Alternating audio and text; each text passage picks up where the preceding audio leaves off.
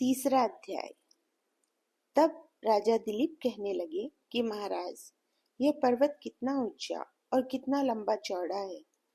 तब वशिष्ठ जी कहने लगे कि 36 योजन, 1 योजन 4 कोस का होता है, ऊंचा, ऊपर चोटी में 10 योजन चौड़ा और नीचे 16 योजन चौड़ा है, जो हरी, चंदन, आम, मदार, देवदार और अर्जुन के वृक्षों से सुशोभित है।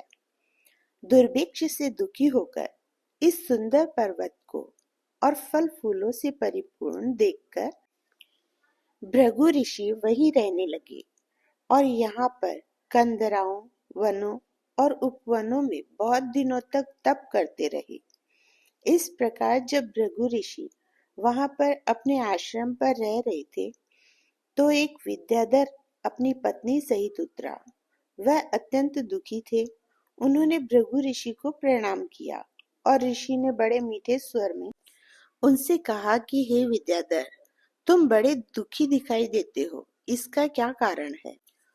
तब विद्याधर कहने लगा कि महाराज, पुण्य के फल को पाकर, स्वर्ग पाकर तथा देवतुल्य शरीर पाकर भी मेरा मुख व्याघ्र जैसा है। यही कारण मेरे दुख और अशांति का है। न जाने किस पाप का फल है। मेरे चित्त की व्याकुलता का दूसरा कारण भी सुनिए। यह मेरी पत्नी अति रूपवती, मीठा वचन बोलने वाली, नाचने और गाने की कला में अति प्रवीण, शुद्ध चित्त वाली, सातों सुरों वाली, वीणा को बजाने वाली, जिसने अपने कंठ से गाकर नारद जी को प्रसन्न किया, नाना स्वरों के नाद से वीणा बजाकर कुबेर को प्रसन्न किया, अनेक प्रकार के नाच ताल से शिवजी महाराज भी अति प्रसन्न और रोमांचित हुए। शील, उदारता, रूप तथा यौवन में स्वर्ग की कोई अप्सरा भी इस जैसी नहीं है। कहाँ ऐसी चंद्रमुखी स्त्री और कहाँ मैं व्याघ्र मुख वाला। यही चिंता सदैव मेरे हृदय को जलाती है। विद्याधर के ऐसे वचन सुनकर तीनों लोकों की भूत, भविष्यत और वर्तमान की बात जानने वाले तथा दिव्य दृष्टि वाले ऋषि कहने लगे कि हे विद्याधर, कर्म के विचित्र फलों को प्राप्त होकर ज्ञानी पुरुष भी मोह को प्राप्त हो जाते हैं। मक्खी के पैर जितना विष भी प्राण लेने वाला हो जाता है। छोटे छोटे पापों का फल भी अत्यंत दुखदायी हो जाता है। तुमने माघ मास की एकादशी का व्रत करके द्वादशी न आने तक शरीर में तेल लगाया, इसी पाप कर्म से व्याग्र हुए। एकादशी के दिन उपवास करके द्वादशी को तेल लगाने से राजा पुरूरवा ने भी कुरूप शरीर पाया था। तब वह अपने कुरूप शरीर को देखकर दुखी होकर हिमालय पर्वत पर देव सरोवर के किनारे पर गया। प्रीतिपूर्वक शुद्ध स्नान कर कुशा के आसन पर बैठकर भगवान कमल नेत्र, शंख, चक्र, गदा, पद्य के धारण करने वाले, पीतांबर पहने, वनमाला धारण किए हुए विष्णु का चिंतन करते राजा पुरूरवा ने 3 मास तक निराहार रह भगवान का चिंतन किया। इस प्रकार 7 जन्मों में प्रसन्न होने वाले भगवान राजा के 3 महीने के तप से ही अति प्रसन्न हो गए और माघ शुक्ल पक्ष की एकादशी को प्रसन्न होकर भगवान ने अपने शंख के जल से राजा को पवित्र किया। भगवान ने उसके तेल लगाने की बात याद दिलाकर सुंदर देवताओं का स्वरूप दिया, जिसको देखकर उर्वशी भी उसको चाहने लगी और राजा कृतकृत्य होकर अपनी पुरी को चला गया।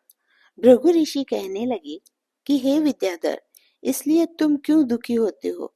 यदि तुम अपना यह राक्षसी रूप छोड़ना चाहते हो तो मेरा कहना मानकर जल्दी ही पापों को नष्ट करने वाली हेमकूट नदी में माघ में स्नान करो, जहाँ पर ऋषि सिद्ध देवता निवास करते हैं। अब मैं इसकी विधि बतलाता हूँ। तुम्हारे भाग्य से माघ मास आज से 5वें दिन ही आने वाला है। पोष शुक्ला एकादशी से इस व्रत को आरंभ करो। भूमि में सोना, जितेंद्रिय रहकर दिन में 3 समय स्नान करके महीना भर निराहार रहो।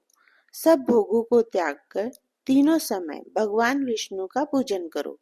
जब तुम द्वादशी को शिवजी स्तोत्र और मंत्रों से पूजन करोगे तो तुम्हारा मुख देखकर सभी चकित हो जाएंगे और तुम अपनी पत्नी के साथ सुखपूर्वक क्रीड़ा करोगे। माघ मास के प्रभाव को जानकर सदा माघ में स्नान करो। पाप और दरिद्रता से बचने के लिए मनुष्य को सदा यत्न से माघ मास का स्नान करना चाहिए। स्नान करने वाला इस लोक तथा परलोक में सदा सुख पाता है।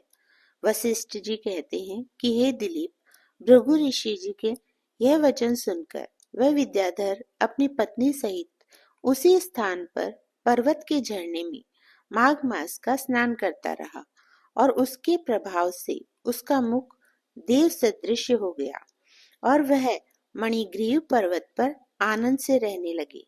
और भृगु ऋषि जी भी नियम की समाप्ति पर शिष्यों सहित इवा नदी के तट पर आ गए। जय श्री राधे राधे।